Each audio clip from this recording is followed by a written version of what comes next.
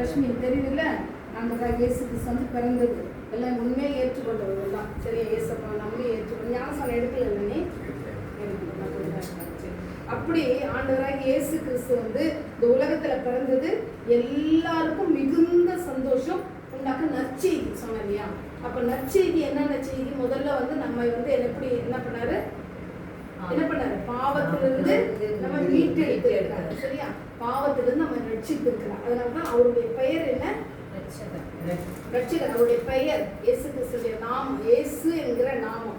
அந்த மத்திய 1:21 வாசிக்கலாம். அவன் ஒரு குமாரனை பெறுவார், அவருக்கு இயேசு என்று பெயரிடுவாயாக. ஏனெனில் அவர் தமது ஜனங்களின் பாவங்களை நீக்கி அவர்களை ரட்சிப்பார் என்றார். அந்த இயேசுனா என்ன அர்த்தம்? ரட்சகர். ஜனங்களின் பாவங்களை நீக்கி அவர் ரட்சிப்பார், நம்மை விடுதலை பண்ணுவார். அவர் மட்டும்தான் அந்த உலகத்துல பாவத்திலிருந்து மனுஷரை விடுதலையாக்க முடியும். வேற ஒருத்தரும் நம்மை பாவத்திலிருந்து மீட்டெடுக்கவே முடியாது. பாவம் செய்கிற ஆத்மா என்ன ஆகும்? சாகும். சரியா, பாவம் செஞ்சா அந்த ஆத்மா உலகத்துல சரீரம் எல்லாருக்குமே செத்து போகலாம். இந்த உலகத்துல பிறந்த எல்லாருக்கும் மரணம் என்பது உண்டு. சரிங்களா, அதுதான் பாருங்க பிரசவம் ஆகும்போது சொல்லுவாங்க ஒரு இதுக்காக அந்த பிரசவம். அது என்ன பிறப்பும் இருக்குதான், அடுத்தது என்ன இருக்கு? இப்போ ஒரு டெட் பாடி எடுத்து போனாங்க பார்த்தல. அது போல சவம். சவம்னா என்ன? Dead body. அப்போ ஒரு குழந்தை பிறக்குதுனாவா அது நெற்றியில என்ன எழுதிட்டு? மரணம் என்பது அந்த குழந்தைக்கு உண்டு. எப்போனாலும் சரி, உடனேவோ இருக்கும். சில பேருக்கு 6 மாசமோ 1 வருஷமோ அல்லது 10 வருஷமோ 20, 30 அல்லது 70, 80, 100 வரைக்கும் கூட இருக்கிறாங்க. எப்படியோ மனுஷன் உலகத்துல ஒரு முறை பிறப்பதும் அவங்களுக்கு மரணம் என்பது ஒண்ணு உண்டு. சரிங்களா, அதான் தமிழ்ல நல்லா இருக்கும், பிரசவம் ரெண்டுமே சேர்ந்து இருக்கும். சரியா, அதனால மரணம் என்பது உண்டு. அது வந்து சரீர மரணம். ஆனா நான் சொல்றது என்னன்னா ஆத்தும மரணம். அப்போ பாவம் செய்தா எது செத்து போகும்? நமக்கு ஆத்துமா செத்துவாங்க. சரீரத்துல ஒருவேளை நல்லா இருப்பாங்க. நீங்க நம்ம பாக்குறோம், நல்லா குடிச்சிட்டு இருப்பாங்க, நல்லா விபச்சாரம் பண்ணிட்டு வேசித்தனம் பண்ணி கொள்ளை எல்லா அக்கிரமும் செய்வாங்க. ஆனா நல்லா தான் வாழ்ந்துட்டு இருப்பாங்க. நம்ம பாக்குறோம் இல்லையா, வாழ்ந்துட்டு இருப்பாங்க. ஆனா சரீரம் ஒருவேளை இந்த உலகத்துல வாழும், ஆனா அந்த ஆத்துமா அவங்களுக்கு செத்து கிடக்கும். புரியுதுங்களா? நமக்குள்ள 3 ஆவி, ஆத்துமா, சரீரம். இந்த ஆத்துமா செத்து போய் கிடக்கும் அவங்களுக்கு. அது செத்து பார்ப்பாங்க, பாவம் செஞ்சு ஆத்துமா செத்து போகும். அந்த செத்து போன ஆத்துமா எங்க போகும்? கடைசியில எங்க போகும்?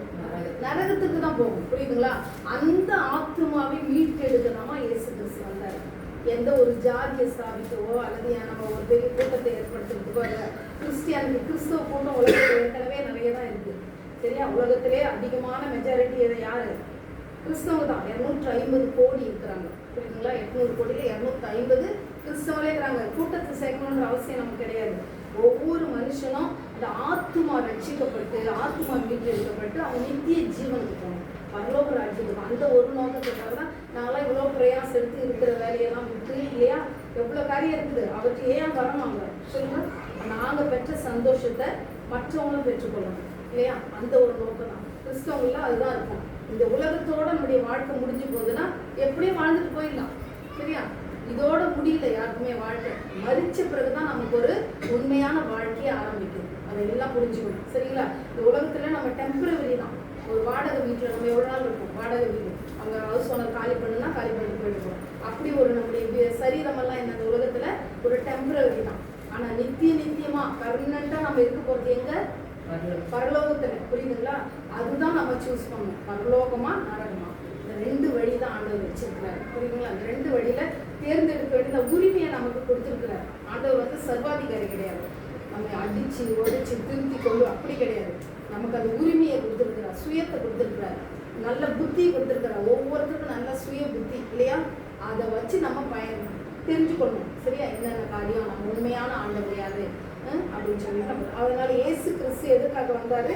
நம்மை பாவத்திலிருந்து விடுவிக்க வந்தார். அந்த 1 தீமோத்தேயு வாசிக்கலாம். பாவிகளை ரட்சிக்க கிறிஸ்து இயேசு உலகத்துக்கு வந்தார். ஆமா, அதுல வந்து பாருங்க 1 தீமோத்தேயு 1:15 பாவிகளை ரட்சிக்க, மீட்டெடுக்க, ரட்சிப்புனா மீட்டெடுக்க கிறிஸ்து இயேசு உலகத்தில் வந்தார் என்கிற வார்த்தை உண்மையில் எல்லா அங்கீகரிப்புக்கும் பாத்திரமா இருக்குது. யாரும் இல்ல சொல்லவே முடியாது. புரியுதுங்களா? இன்னைக்கு நம்ம டேட் போடுறோம், தேதி போடுறோம் இல்லையா. வருஷன் இன்னைக்கு தான் டேட், இன்னைக்கு 15 இல்லையா. அப்போ இந்த 15 எப்படி வந்தது? டிசம்பர் 15, 2025 எப்படி சொல்லுவீங்க படிக்கிற பிள்ளைங்க சொல்லுங்க? கிபி சொல்றீங்கல்ல, கிபி கிமு. ஏன் கிபின்னா என்ன அர்த்தம்? கிறிஸ்து பிறந்த பின் நடக்குது கிபி. கிமுன்றது கிறிஸ்துவுக்கு முன்ன. அப்ப ஏன் இந்த தேதியை எல்லாருமே இதை ஃபாலோ பண்றாங்க? நிறைய டேட் இருக்கு, தமிழ் டேட் இருக்குது, தெலுங்குக்கு இருக்குது, முஸ்லீம் உருதுக்கு வச்சிருக்காங்க, நிறைய ஒவ்வொரு ஜாதி வச்சுருக்காங்க டேட். ஆனா எதையாவது காமனா கொண்டு வந்திருக்காங்களா?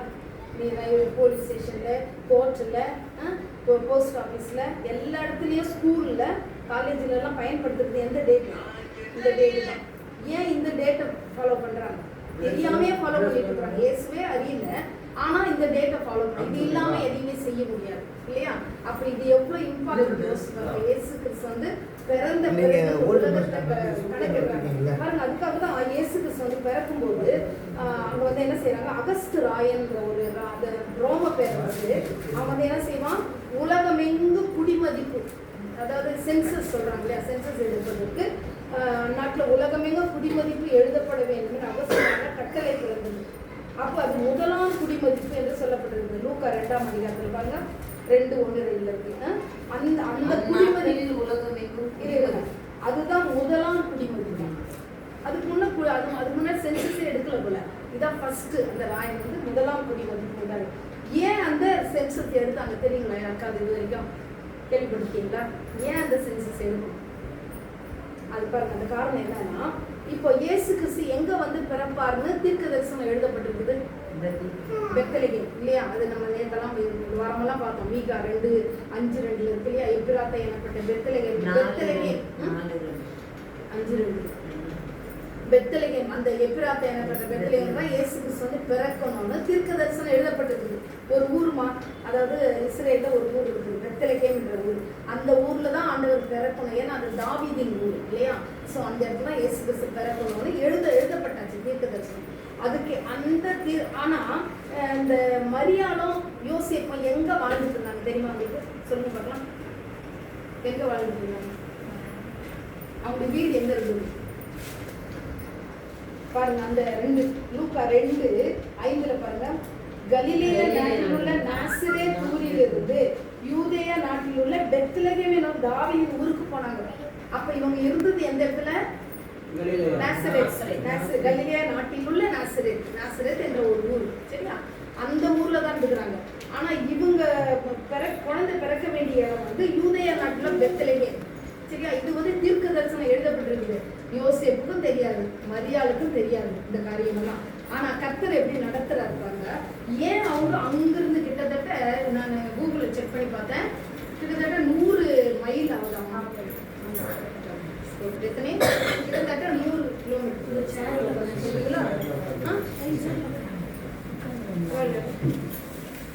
கிட்டத்தட்ட ஒரு 100 கிலோமீட்டர்னு வச்சுங்க. 100 மைல் போட்டுருக்கு. அப்போ ஒரு 150 கிலோமீட்டர் கூட இருக்கலாம். அப்போ நாசரேத் ஊரிலிருந்து அப்போ என்ன செய்யறாங்கனாக்கா இவங்க பெத்லகேமுக்கு வராங்க. ஏன் வரணும்? எதற்காக வரணும்? அங்கேயே டெலிவரி ஆயிருக்கும் இல்லையா? அங்கதான் அவங்க அங்கேதான் இருக்கிறாங்க. இது வந்து பூர்வீக இடம் பெத்லகேம். அதாவது தாவீது காலத்துல, ஈசாய் காலத்துல இருந்தது. இவங்களாம் அதுக்கப்புறம் நாடு பெயர்ந்து எல்லாரும் போயிட்டாங்க இல்லையா? அதுக்கப்புறம் இந்த பாபிலோன் வந்து சிறைக்கு கொண்டு போது அங்கங்க போயிட்டாங்க. அப்படி போகும்போது இந்த யோசேப்பும் மரியாள் அவங்க ஃபேமிலி எல்லாம் எங்க இருக்குது? இப்போ எங்க இருக்குது சொல்லுங்க, கவனிக்கிறீங்களா? எங்க இருக்குது? நாசரேத்ல தான் இருக்கிறாங்க அவங்க எல்லாமே. சரியா? அங்கதான் மரியாளுக்கு தேவதூதன் வந்து தரிசனமானது. யோசேப்புக்கு தரிசனமாக நாசரேத் ஊரில் தான். அப்புறம் இவங்க பிரசவ காலம் கிட்ட வந்துட்டு இருக்கு. இந்த நேரத்துல தான் பாரு கர்த்தர் பாரு ஆண்டவர் எல்லாவற்றையும் எவ்வளவு அழகா செய்தாரு. இந்த குழந்தை நாசரேத்திலே இருந்தா இங்கே தான் பிறந்துடும். ஆனா தீர்க்க தரிசனம் நிறைவேறாம போயிடும் இல்லையா? அதனால இவங்களை எங்க ஆண்டவர் நடத்தி கொண்டு போறாரு? பெத்லகேம். அதுக்கு என்ன செய்யறாருன்னா ஒரு என்ன கிடையாது, ஒரு சென்சஸ் எடுக்க ஆரம்பிக்கிறார். சென்சஸ் முதலாம் குடிமதிப்பது அதை ஏற்படுத்தி, இது தேவன் செய்யற காரியம், மனுஷன் இல்லை. அதை ஏற்படுத்தி அப்பதான் என்ன செய்யணும், அவங்க சொந்த ஊருக்கு போகணும். இப்போ இந்த காலத்தில் அப்படி இல்லையே, நம்ம எங்கேயாவது ஓட்டு போட்டுருவோம். எங்கே இருந்தாலும் சரி ரேஷன் கார்டு வாங்கி ஆதார் கார்டு வாங்கி போடுறோம். அப்படி இல்லை. அந்த காலத்தில் யார் யாருடைய ஊர் சொந்த ஊர், அந்த ஊருக்கு தான் போய் நம்ம என்ன செய்யணும், சென்சஸ் கொடுக்கணும். அப்போ இவங்க வேற வழியே கிடையாது, பெத்லகேமுக்கு போய் தான் ஆகணும். ஒரு நிறை மாத கர்ப்பிணி மரியாள் அவளை வந்து கழுத மேல உட்கார வச்சுட்டு கிட்டத்தட்ட 150 கிலோமீட்டர் அவங்க பிரயாணப்பட்டு போறாங்க. 3 நாளோ 4 நாள் கூட இருக்கலாம். வழியில தங்கி போயிருக்கிறாங்க. எல்லாரும் நிறைய ஜனங்கள் போறாங்க. அப்படி அவங்க சொந்த ஊர்களுக்கு என்ன செய்யறாங்க, எல்லாரும் போயிட்டு இருக்காங்க. அப்படி போகும்போது தான் அங்க என்ன செய்யறாங்க, யூதேய நாட்டுக்குள்ள பெத்லகேமின் தாவீது ஊருக்கு வராங்க. பாருங்க, கர்த்தர் எவ்வளவு அழகா நடத்திட்டு வராருங்கள அங்க கொண்டு வந்து. அதுக்கு பிறகு அவங்களுக்கு பிரசவ நேரிட்டது நேரம். ஆனா அங்க இடம் கிடையாது. ஏன்னா சென்சஸ் எடுக்கிறதுக்காக எங்கெல்லாம் போன ஜனங்கள் என்ன செய்யறாங்க, அங்க பெத்லகேமுக்கு வந்திருக்காங்க. சொந்த ஊருக்கு, சின்ன ஊர் தான், ஆனாலும் கூட எல்லாம் செதறி போயிட்டாங்க. எல்லாரும் சென்சஸ்க்காக வந்திருக்காங்க. அதனாலதான் மரியாதைக்கு இடம் இல்லாம போச்சு. புரியுதுங்களா? இல்லைன்னா இடம் இல்லாம எல்லாம் ஃபுல்லா சத்திரத்துல போய் பாக்குறாங்க, அங்கேயும் ஃபுல்லா இருக்கு. என்ன செய்யப்பா, பிரசவ வலி வந்துருச்சு. அப்பதான் ஒரு என்ன செய்ய, எல்லாம் ஒவ்வொருத்தர் வீட்டுக்கு பக்கமும் ஒரு தொழுவம் இருக்கும். மாட்டு தொழுவம் இல்லை ஆட்டு தொழுவம் வச்சிருக்காங்க. எல்லாம் சுத்தமா சொல்லுவாங்க. கடைசியில இந்த குழந்தையை பெற்றெடுக்கிறதுக்கு என்ன செய்யறாங்க, ஒரு தொழுவு தராங்க. அந்த இடத்துலதான் ஒரு மறைவா வச்சு குழந்தை அந்த இடத்துல என்ன செய்து இயேசு கிறிஸ்து பிறக்கிறார். பாருங்க, தேவன் எவ்வளவு, அதெல்லாம் நீங்க பைபிள் வாசிக்கும் போது திங்க் பண்ணணும். எவ்வளவு அழகா நடத்துறாரு பாருங்க. அந்த நேசரத்தூர்லயே பிறந்திருக்கலாம் குழந்தை, கண்டிப்பா விட்டுருந்தா பிறந்திருக்கு. இந்த குடிமதிப்பு இந்த சென்சஸ் எடுக்கலைன்னா இவங்க வந்தே இருக்க மாட்டாங்க இடத்துல இருந்து. ஆனா தேவனுடைய தீர்க்க தரிசனத்தை நிறைவேற்றுவதற்கு எவ்வளவு அழகா ஆண்டவர் என்ன செய்யறாரு, இவனை கொண்டு வந்து இங்க குழந்தை பெற்றெடுக்கிறாங்க. அவர் தன் முதல் பேரான குமாரனை பெற்று சத்திரத்துல இடமில்லாததுனால பிள்ளையை துணிகளை சுற்றி சரி அப்படி கடத்தி வைக்கிறாங்க. இது முதல்ல இது ஆண்டவருடைய பிறப்புல யார் யாரெல்லாம் இயேசு கிறிஸ்து குழந்தை பிறந்தப்போ வந்து பார்த்தது சொல்லுங்க.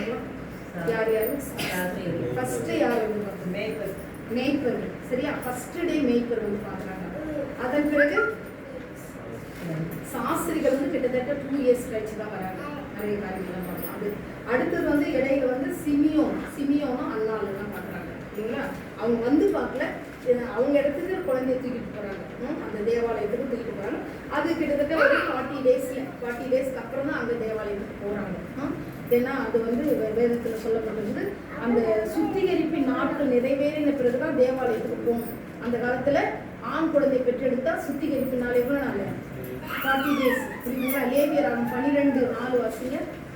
லேவியராகும் 12:4 நிறைய இருக்கு வசனம்.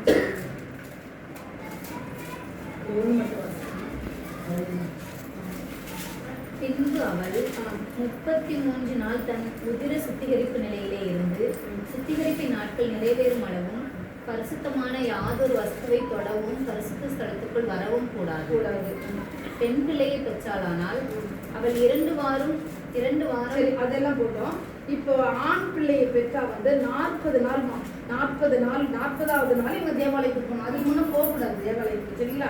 அப்ப இயேசு கிறிஸ்து அது போலதான் கொண்டு போறாங்க. அந்த கொண்டு போகும்போது காணிக்கு எடுத்துட்டு போறாங்க பாருங்க. 8வது வசனம், ஆட்டுக்குட்டியை கொண்டு வர அவளுக்கு சக்தி இல்லாதிருந்தால் 2 காட்டு புறாக்களையாவது 2 புறா குஞ்சுகளையாவது ஒன்றை சர்வாங்க தகன பலியாகவும் மற்றொன்றை பாவ நிவாரண பலியாகவும் கொண்டு வர கடவுள். சரி, இப்ப இந்த இடத்துல பார்க்கிறோம் சக்தி இல்ல. எதுக்கு சக்தி இல்ல? ஆட்டுக்குட்டியை கொண்டு வர. அப்போ இங்க இயேசு கிறிஸ்துக்கு என்ன பலி செலுத்தினாங்க தெரியுமா? இது பாருங்க, லூக்கா 2:24 வசங்க.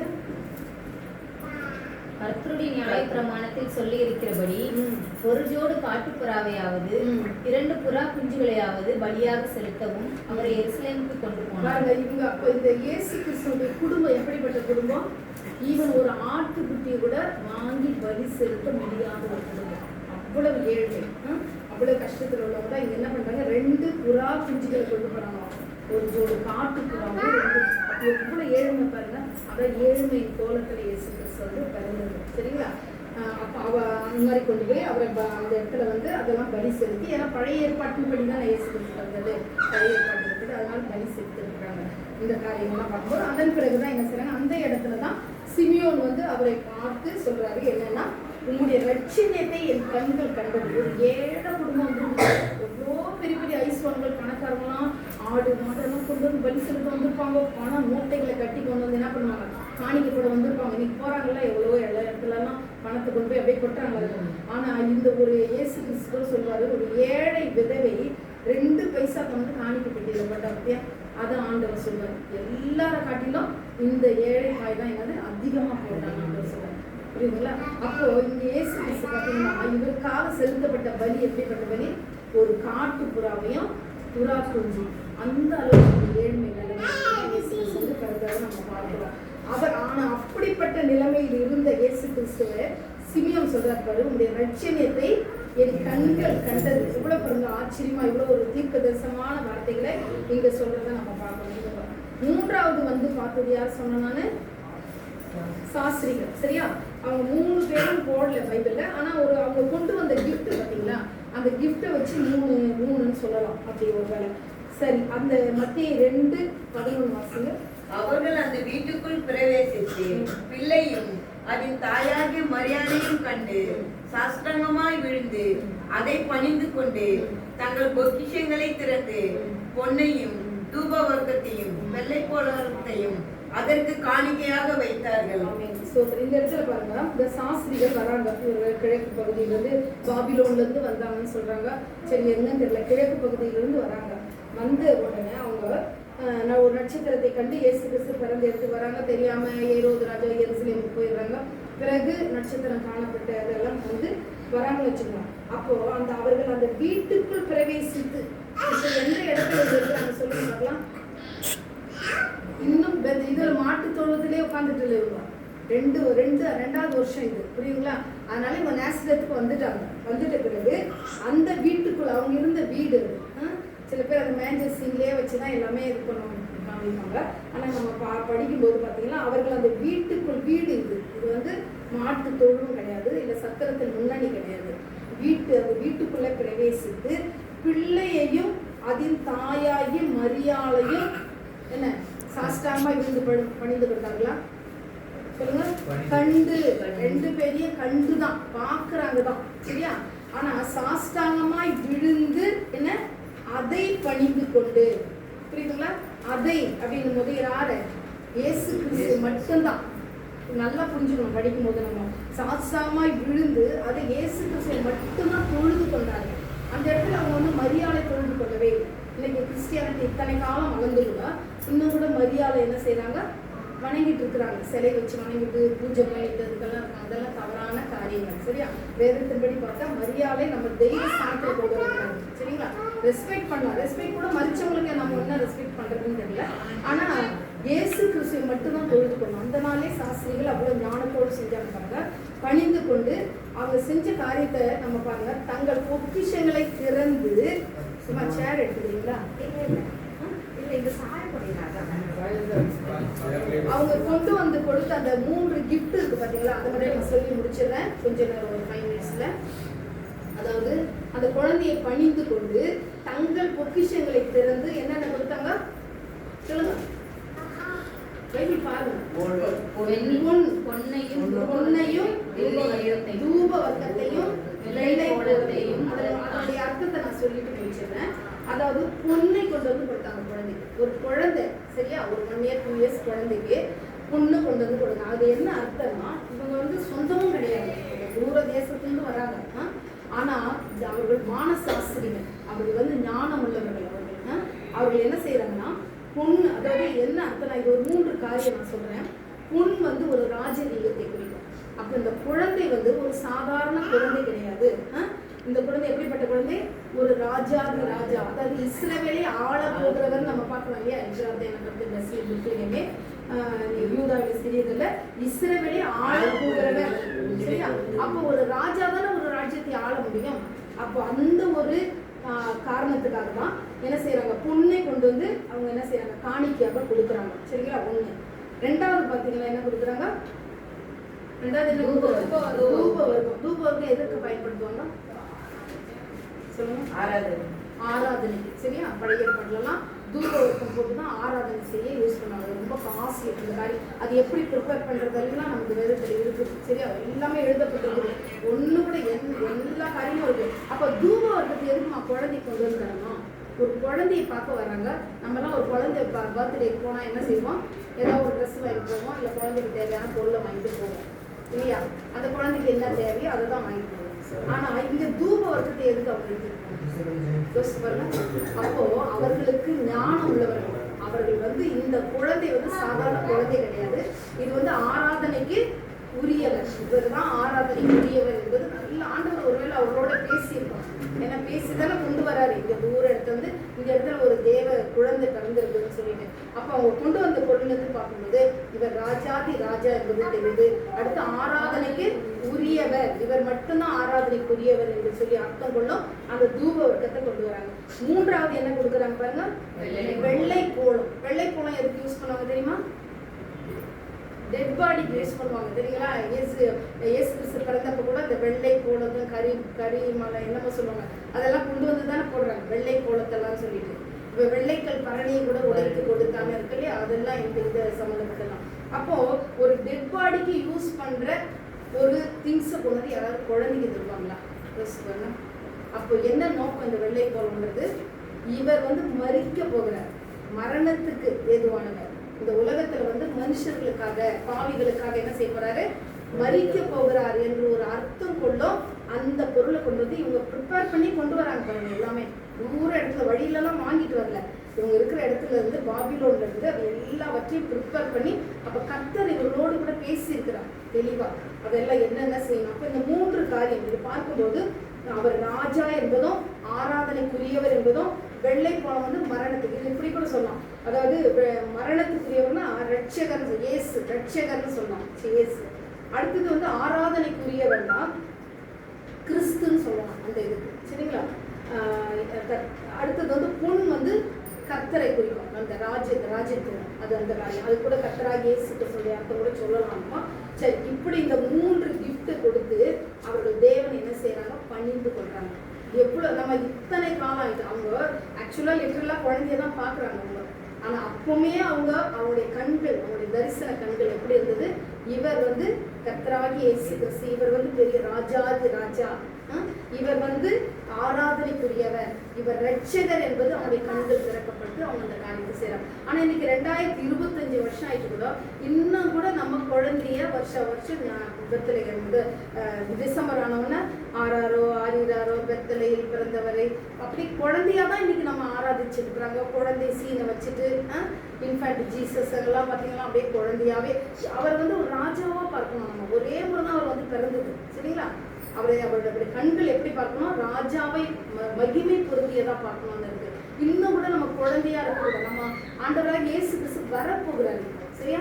2வது வருகையில அவர் வந்து நம்ம ராஜாதி ராஜாவை மணவாளனாய் வரப்போகிறார், நம்ம எல்லாம் அழைத்து செல்ல போகிறார். இனி குழந்தை கிடையாது அவர், சரியா? அதனால அந்த குழந்தைன்ற எண்ணத்தை விட்டுட்டு நம்ம அவர்கள் வந்து உண்மையாவே ஒரு குழந்தையை பார்க்க வந்து அவர்களுக்கு அந்த தரிசனம் இல்லை. அவங்க வந்து தூரத்து தரிசனத்தோடு கூட வந்து இவர் ஒரு ஆராதனைக்குரியவர். அடுத்தது இவர் மரிக்க போகிறார், மரிச்சு ஜனங்களுடைய பாவத்துக்காக மரிக்க போகிறார் என்று முன்கூட்டியே ஆண்டவர் சொல்றாருல. மகதில நம்மளுடைய எல்லாம் வெள்ளைக்கல் பரணியை கொண்டு வந்து உடைச்சு போடுவார், என்னுடைய அடக்கம் பண்ணுவதற்கு எத்தனமாக இதை செய்ய முந்தி கொண்டார்கள் ஆண்டவர், சரியா? அப்போ மரணத்துக்கு யூஸ் பண்ற பொருள் அந்த வெள்ளை போகும்.